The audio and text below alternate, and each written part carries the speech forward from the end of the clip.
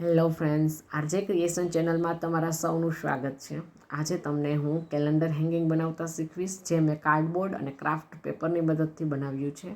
સૌપ્રથમ તો એક બોક્સ હતું, તેની મદદથી મેં આ જેવડું જોઈતું હતું ને એવડું લંબચોરસ કટ કરી લીધેલું છે।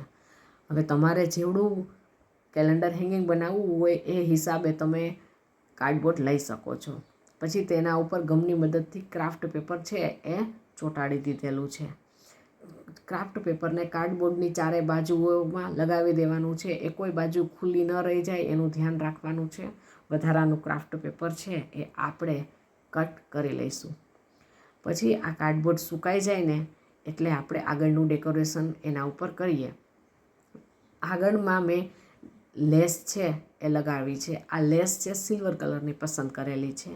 એને ચારેય બાજુએ સરસ રીતના લગાવી દેવાની છે, પાછી ત્યાંથી નીકળે નહીં એ રીતે, બરાબર। હવે આ આપણી લેસ છે એ લગાવી અને તૈયાર થઈ જાય પછી આપણે છે એ કાર્ડબોર્ડની ઉપર જ હજી આગળની ડિઝાઇન કરીશું। તો હવે આપણું આ કાર્ડબોર્ડ છે એ રેડી થઈ ગયું છે લેસ લગાવીને। તો અહીંયા મેં વુલન થ્રેડથી બનાવેલા ફ્લાવર છે એ લીધેલા છે। આ 2 કલરના ફ્લાવર છે, ગ્રીન એન્ડ વ્હાઇટ। તો સૌપ્રથમ એક વ્હાઇટ ફૂલ, પછી પાછા 2 વ્હાઇટ, પછી 3 ગ્રીન, પછી પાછા 2 વ્હાઇટ અને 1 વ્હાઇટ। આવી રીતના થોડુંક પિરામિડ ટાઈપનું છે એ ડેકોરેશન મેં કર્યું છે। તમે તમારા હિસાબે કોઈ પણ મટીરિયલમાં ડિઝાઇન કરી શકો છો। પછી આ વુલનના જે ફૂલ છે તેની ઉપર ડાયમંડ્સ લગાવ્યા છે એટલે થોડોક વધુ સરસ દેખાવ આવે।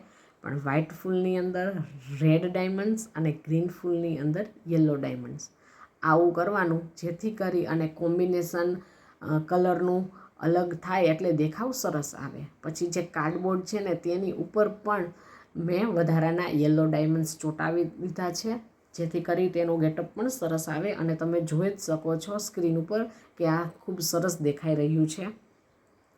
હવે પછી છે આ ડાયમંડ્સ લગાવાઈ જાય ને પછી આપણે કેલેન્ડર હેંગિંગ લટકાવવા માટે ઉપરની દોરી બનાવવાની છે અને નીચે છે એ કેલેન્ડર હેંગિંગ લટકાવવા માટે છે એ કાણા કરી લેવાના છે।